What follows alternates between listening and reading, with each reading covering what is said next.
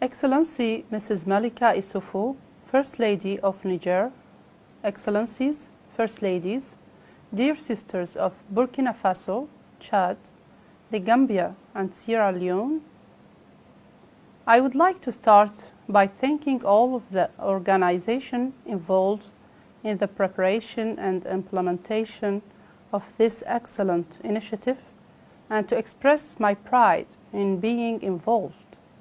Allow me first to make a pretty embarrassing confession for me.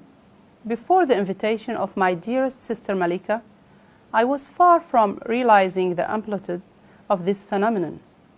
It is during my reading of documentation in preparation of this meeting that I discovered the gravity of this problem and the silent suffering resulting from it.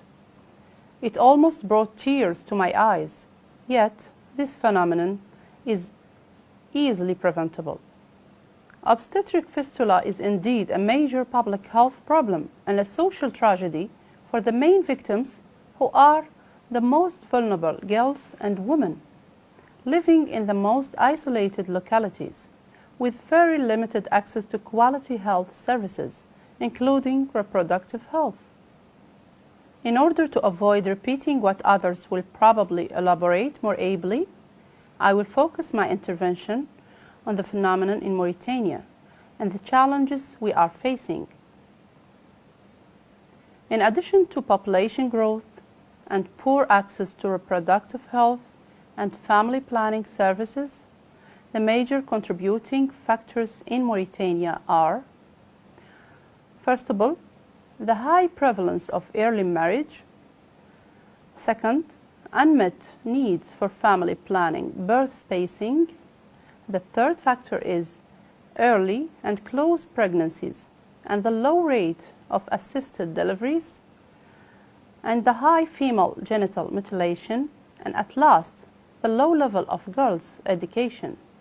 However, since the launch of the national campaign in 2003, Mauritania has developed and implemented several programs and strategies to fight against obstetric fistula, as development of a national strategy for the elimination of obstetric fistula, the adoption of a fatwa by religious leaders against female genital mutilation, the creation of a regional center of excellence for clinical mentoring of midwives in order to strengthen continuing education and promote the provision of quality reproductive health services, reinforcement of surgical management and the offer of repair surgery to 635 women with fistulas,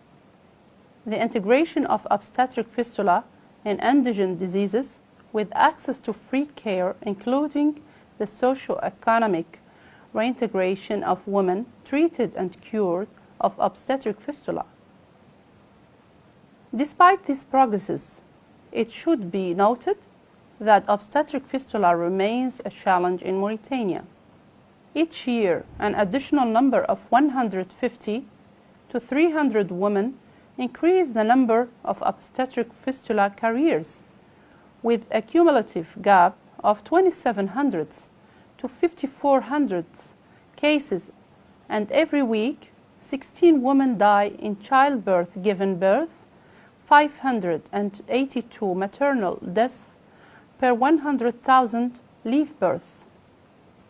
The results obtained to date remain modest compared to the new additional cases. The urgency to eliminate obstetric fistula is well established. That's why we all must be committed alongside our government and the United Nations Population Fund and other partners for the implementation of national strategy for the elimination of obstetric fistula. We should be devoted to support all initiatives that participate in the elimination of obstetric fistula, namely, number 1, the fight against early marriage. Number 2, routine care at all levels of the health pyramid. Number 3, girls' access to education. Number 4, women's access to birthing services assisted by skilled personnel. Number 5, to facilitate women's access to family planning and birth spacing. And number 6, to end violence against women and girls.